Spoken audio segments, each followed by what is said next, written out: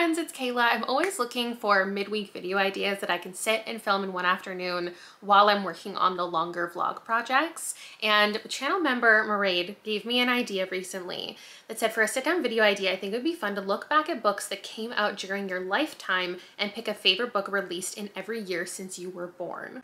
Since I love doing assessments of my reading and I also love doing reaction type content, I figured I wouldn't actually prepare for this. And I think the question is, have I read a book every year that has come out every single year since I've been born, which was 1990. So in my 33 years, have I read a book that came out every single year? I would love for you to put in the comments your prediction right now of how many out of 33 I have read, and then you can go back and edit it after, see if you were right or not at the end. So I haven't looked at this, I haven't prepared. I don't have like a list of favorite books, that's not what this is. But it has inspired me to pull up my Goodreads and we're gonna look through every single book that I've ever read because I've logged all of them. Since I recently finished my childhood rereading favorites video series, I have pretty much logged every book I've ever read, which Goodreads tells me is 1,440. Now we're gonna sort by the year they came out and see if I have one every single year. And then we can see if I have a 5-star from every single year. And potentially there is a video/video series to come out of this where I actually read some books, depending on how this assessment goes. My prediction, I think I'm gonna stick with a safe 29 out of 33. I think that I'll be missing a couple. I'm just assuming like somewhere in the 90s, in the mid-aughts. Like I don't read a lot of older books currently. So I know that I've read a book every single year since I was here on BookTube from, 2014 until now. So let's start with 1990. I have read one book published the year that I was born, and it's a Christopher Pike. It's logged here as a 4-star, so I haven't had a 5-star from the year that I was born. Maybe I should have followed through with that video where I was supposed to read bestsellers from the year that I was born. Okay, so do I stand by that as a favorite? Sure. Would I want to put it in a stack of like, if I had to give you 33 of my favorite books, do I think there's one from every year and I would feel good about that stack representing my reading taste? At this point, no. Let's go to 1991. Okay, Woman Hollering Creek, Needful Things. That's it? Okay, well, Needful Things, good thing that was a 5-star, but I've never reread that, so I don't know if it would hold up. Moving on to 1992, we've got more Stephen King. We also have Donna Tartt. The only 5-star that I have from 1992 is A Secret History. Do I want that to be the book that represents my reading taste? No, I also didn't realize it was 1992 that came out. Hopefully these dates are correct and it's not just like the edition that I read. This is one of the first kind of dark academia books that I read that mixed in a mystery element. I enjoyed it. I wouldn't actively promote it to everybody, but I can't deny it was a favorite when I read it. Same with Nightmares and Dreamscapes. Like, I don't feel like that's a book I look back on and think that is a favorite, but in 1993, it came out and I gave it a 5-star at one point in my life. We've also got The Virgin Suicides and The Giver, which I can definitely say is not a favorite. But so far, yes, I've read a book from every year. 1994, I have read some things. Lots of children's books, Goosebumps and Sweet Valley High spinoff, the classic Making Out series. I don't have a 5-star from 1994, but let's keep moving to 1995. Oh, The Between by Tananarive Due came out in 1995. I did give that a 4.5, so I feel like calling that a favorite, I feel good about. I had a great read from that year and I've read something from that year. Moving on to 1996, I've got Fight Club and Into the Forest. Those came out in the same year. Into the Forest, though I haven't reread it in like 6 or 7 years. It's actually right here. I was thinking, should I hold up all the books as I talk about them? But I have no idea where some of these are. This is definitely a slow apocalyptic kind of story that I really liked. It also has a movie adaptation. So that would be my favorite from 1996. My favorite from 1997, we've got Into Thin Air and The Climb, which came out at the same time. They were from like the same expedition of Everest. There are definitely a lot of issues with the impact of climbing Everest and things that I didn't know about when I read and loved these books. But I did really enjoy reading these personal accounts. I own multiple copies of Into Thin Air, but I gave them both 4 stars. So those are currently my favorites, but I think we could do better. I think there's a video in the works right now. For 1998, we've got China Dog, Holes, Amy No. 7. Holes I will always consider one of my favorite books from childhood. I did reread it. It wasn't a 5, but I think that's what I would consider my favorite from this time, about a guy, Stanley Yelnats, going and digging holes, trying to find something. It's about incarceration and also treasure hunting and also friendship. Then let's go 1999. We're doing well so far. We've got The Girl Who Loved Tom Gordon, which I've also never reread. Maybe it could move from a 4 to 5 star if I did. What else? Perks of Being a Wallflower came out that year. We've got A Sweet Valley High, a Barbie book, a Sabrina book. Oh, and Angus Thongs and Full Frontal Stalking. So we do have a 5 star. I wasn't even thinking about that. From now on, the next like 10 years, I will have read a Louise Renison, because I'm pretty sure a book came out for this series every single year from when I was 9 to 19. So I think I have read a book from every single year. You were more confident than I was about this. Georgia Nicholson and the wacky things she gets up to with all of her friends and her love interest throughout this series will always be my favorite thing. Let's move on to the year 2000. I did read Confessions of a Shopaholic, which would have been my favorite at this time. But since then I have read Monkey Beach and House of Leaves, which were both 5 stars. Monkey Beach is probably around here somewhere. Probably, oh, there it is. We've got Monkey Beach right here. Now I have to grab House of Leaves. Why? I don't know. Both speculative fiction that I read in the last couple years. This is an Indigenous girl and a guy has gone missing, and there's some kind of magic oddness involved with that. And then House of Leaves in my top 5 favorite books of all time, about this weird house. It's bigger on the inside than the outside, and the investigation that goes on. Let's move to, oh wait! Oh no, I kept scrolling and I saw Stargirl. 3 5-star books from the year 2000. I guess that was just the year. Am I gonna rank House of Leaves higher than Stargirl? Because now I technically have to pick. If I'm following the original intent of this video, I guess like as an adult, I'm saying House of Leaves is my favorite. Now we can move on to 2001. We've got some flops, but of course we have a Georgia Nicholson, Knocked Out by My Nunga Nungas, of course, and that might be the only, it is the only 5 star. 2002, again, we've got Stephen King. We've got Louise Renison, though I didn't give that book in the series a 5 star. And that is accurate because I reread them recently. We've got Everest Stories, and I have not given out a 5 star for the year 2002. So we're gonna jot that down. I'm gonna try to remember all of these years because we need to have a 5 star from every single year I've been alive, right? Hopefully 2003 has a win, and it does. The Wife by Meg Wolitzer. Oh wait, but we've also got Come Closer by Sarah Gran. And The Good House by Tananarive Due. Horror was definitely a hit for 2003 releases. This is evil entity in a house and the woman who has to deal with it. This is a woman maybe being possessed by an evil entity. So if I had to say one of these, like this is about an author, a husband and wife duo, I just thought these are both so short and I love a good novella. If I had to say one of these is in my top 33 favorite books, I guess it would be Come Closer. Let's move on to 2004. I was just about to say, maybe the list is going to get longer every year that we get closer to, but 2004 only has 2 books in it. One is Chicken Soup for the Soul, and one is Love, Rosie, which I gave 4 stars. That might have been a little bit generous. Oh, and then I also have a Confessions of Georgia Nicholson book in there, but I only gave it 4 stars. So 2004 is missing a favorite, but I would have to call it Away Laughing on a Fast Camel. 2005, we had icons like The Glass Castle and Looking for Alaska and Never Let Me Go.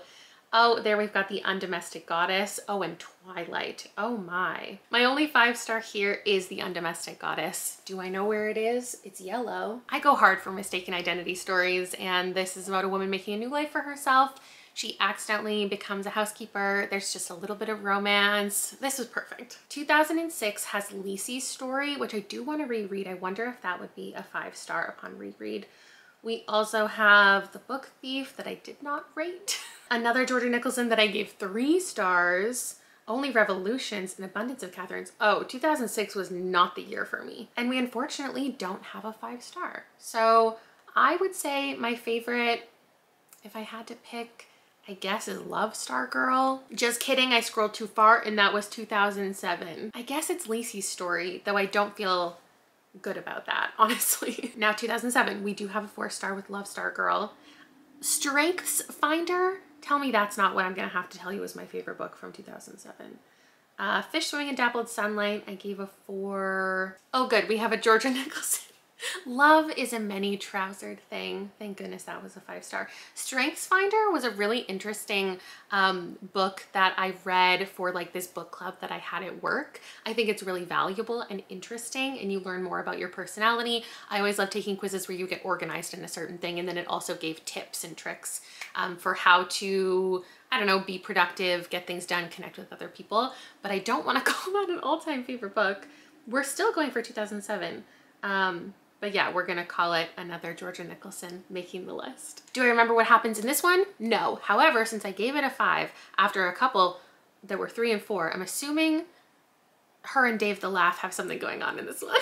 And I mean, I might as well take the opportunity to promote my channel membership here, because I did an entire video where I talked through my full thoughts on every single book in that series a couple years ago when I first started the membership. So if you want to check it out, it's there. Moving on to 2008, we've got another Sophie Kinsella, another Georgia Nicholson. Oh good, Confessions. That came out in 2008. Where is it? Do I see it? Can I grab it? Yes, by Kane Manato. It was right next to Fish Swimming in Dappled Sunlight, which I almost could have considered a favorite from a year, but there was something better. But if you like the suspenseful vibes of this, I would recommend this. It takes place over one night. This has to do with like a teacher, and something happened to her daughter, and her students maybe were involved, and she gives this lecture to them. And in this one, there's a couple and a crime has occurred, and they're both trying to get the other one to confess. All right, we're officially through my adolescence.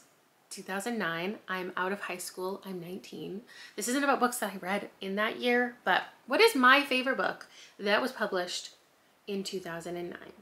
We've got The Dinner, we've got Dark Places. It's definitely Dark Places. Is there anything else? Ooh, The 10th Georgia Nicholson was pretty good. The Maze Runner, Eating Animals. Now this is a hard decision. We've got a nonfiction about climate change and vegetarianism and veganism. And I know Gone Girl is the best Gillian Flynn, but Dark Places was so good for me. I think I'm gonna have to put a thriller on the list. Let's move on to 2010, the year my child was born. I can tell you I wasn't reading anything in 2010, but nowadays, I'm sure I have gone back, I think, and read books from that year. I have, indeed. Oh, the Stephen Graham Jones I read recently, the short story collection, The Ones That Got Away, came out that year. That was a 4 though. The Sky is Everywhere came out in 2010. I read that in like 2015 and then reread it recently. The movie came out. Oh boy, it was terrible. Members and I watched it together. We all had similar feelings about it. I have lots more 2010 things. Lots of YA. That definitely makes sense. Oh, What Mama Left Me by Renee Watson is here. I don't think I put either of these in my list of all-time favorites, but as far as this list goes, I'm gonna put both. Do I have to pick? Why do I have to pick? They're both really stories about grief and young women dealing with stuff to do with their siblings and their parents, and I'm keeping them both. Maybe that'll have to make up for a year I didn't have a 5-star.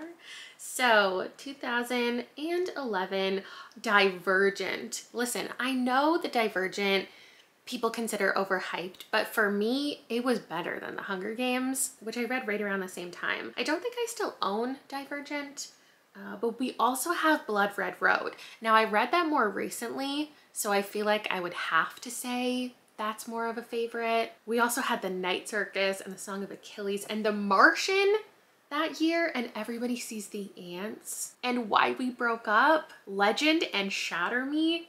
Oh my gosh, 2011 was really a time to be alive. I'm so glad I didn't end up having to decide between the YA, like dystopian series, because The Martian is elite. So I guess we're smooth sailing from here. I'm assuming, like, I have read a book from every single year I've been alive. Okay, 2012, we have to find a 5-star. Indian Horse, I just read that. That was definitely a 5. Wonder by R.J. Palacio. Of course, Insurgent, which I enjoyed more than Divergent, and Gone Girl. So sorry to any other book that's about to pop up, but no, wait, not The Raven Boys. Okay, a lot of the new adult romance that I read later also apparently came out in 2012, and that's it. Okay, here are the ones that are battling. I know everyone is obviously saying, like, it's The Raven Boys. Why even pretending you're not going to choose The Raven Boys? It just feels so wrong having Dark Places on this list, but not Gone Girl. Gone Girl is the book that got me back into reading after I had a baby. Like, this was the book that kicked off the whole reason I'm here on BookTube, but like, it's The Raven Boys. Yeah, I have to say my favorite book published in 2012 is The Raven Boys. I grabbed the other two while I was over there because I'm assuming I'm gonna have to pick them in just a second. So let's scroll to 2013. Oh gosh, no 5 stars yet. A Long Way Home, Night Film. Oh, Galatia. I read that so recently. Galatia? Why can't I remember how that's pronounced? I also don't know where it is. I have misplaced it, but so far that's the answer unless we come upon The Dream Thieves, the best book in the Raven cycle. This is a series about a girl named Blue. All her family are psychics except for her. And then she meets this group of boys from a local school they call themselves, well, she calls them the Raven Boys. And they find lost kings and come into contact with ghosts and such. And this one is very focused on Ronan, my favorite character. So unless there's anything else that's gonna pop up. Oh, we've got Dead Mountain. I just can't imagine anything bumping this. Yeah, no, we got to the end of 2013 safely. 2014. Did this come out then, or was there a year between? I have no idea. But let's focus in and scroll. I see a lot of 4s. I see a good amount of 3s. We've got Lauren Oliver, we've got Taryn Fisher, Josh Mallerman. Right now it's Bird Box that I would call the favorite, though that wasn't technically a 5-star, though I've always called it like one of my favorite books. Oh, Everything I Never Told You by Celeste Ng. Right now, this is the one that needs to be beat. The Kiss of Deception. I don't think that one's gonna quite make the cut. Bad Feminist by Roxane Gay. Station 11. Oh my God, I'll Give You the Sun. Fever Dream? Uh-oh. I hate that I've now set a precedent for grabbing all of the books as I talk about them, because this is at the point where I started BookTube and started reading hundreds of books a year and having 50 5-stars in a year. So I can't do this anymore. I can't pull them all. This is gonna get ridiculous. Please don't be any more. Oh, there's Blue Lily Blue. Just throw that in the stack. Okay, that's it. I have to decide between these. Naturally, I want to say this is my favorite series of all time, so this has to be the one. But honestly, Station 11 is in my like top 15 favorite books of all time. And if I were making a top favorite books of all time, would this be in the top 15, or would I just put the Raven Boys in it and say it represents the whole series? I don't know. Things are getting so confusing and I'm making such a mess that I guess we're gonna have to say this one. 2015, I'm no longer grabbing the books from the shelves. Let's see what we've got. My favorite book that came out this entire year. Was it Alice's Island? Was it Never Never? Was it The Last Time We Say Goodbye? Nothing Feels Right Yet. Okay, we've got a thriller, Where They Found Her. An intense one, Black Iris. Oh, Between the World and Me by Ta-Nehisi Coates. Oh no, the 5th season. The 5th season came out in 2015. I only just read it last year. Oh, also, And Every Morning The Way Home Gets Longer and Longer, and The Rest of Us Just Live Here. And A Curious Beginning, I Crawl Through It, and Binti. Sorry, not only do I have to stop grabbing all the 5-stars, but I need to stop listing them because that would also get obnoxious. And sure, it might be that I'm just too close to it and it was such a recent read for me that the impact still feels really here, but I would consider this right now in my top 10 favorite books of all time. I just think it was so excellent that maybe in 10 years, and I had to recreate this list, it would be different reflecting on things, but the 5th season. 2016 starts with We Are the Ants by Sean David Hutchinson, which feels like a definite contender. We've got Amona Awad here, an Alice Oseman, an Ocean Vuong. Oh, Every Heart a Doorway. What would I pick between Every Heart a Doorway and We're the Ants? That one's so tough because I reread Every Heart a Doorway. I've read it multiple times. It's one of my favorite series. But We Are the Ants would be in my favorite, like, at least YA books of all time. It's definitely in that list. Is there anything else though? I'm worried. I'm just scrolling, hoping nothing better pops up that I have to choose between. The One by John Mars. Wow, it's definitely getting longer and longer every time. Okay, there's a short story collection I loved. An Anna Marie McLemore. A House at the Bottom of a Lake. The series as a whole, I'm putting The Wayward Children higher, but that's not gonna be my pick. These are beautiful together. I think controversial because I have reread this recently. I've never reread We Are the Ants, but I feel like it's We Are the Ants by Sean David Hutchinson. The abduction by aliens, the deciding if you want to go on with your life or not, just the very authentic teenage experience, the queer representation, it's this one. That was an easier decision than I thought. Is 2017 gonna be the same? Starting strong with a list of cages. The Hate You Give, erotic stories for Punjabi widows. If We're Villains. Sorry, I said I wasn't gonna do this. I'm just imagining them like stacking up in my mind. Having to choose one is not good. Oh, The Marrow Thieves. No, Dress Codes for Small Towns. Okay, now it's not about the best book that was published in 2017. That's not what I'm deciding here. I would recommend these and say that they are better books, objectively. Read from Angie Thomas and Sherry Demoline.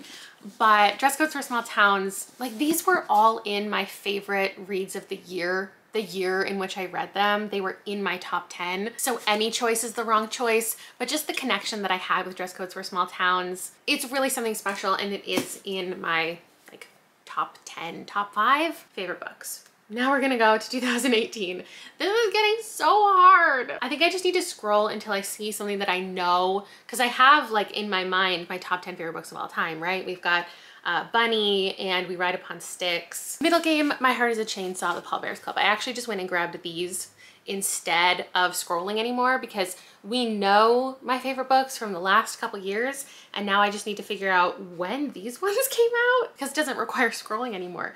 So was Middle Game 2018 or 19? We're on 2018 right now. I just need to figure out, okay, this was 2019.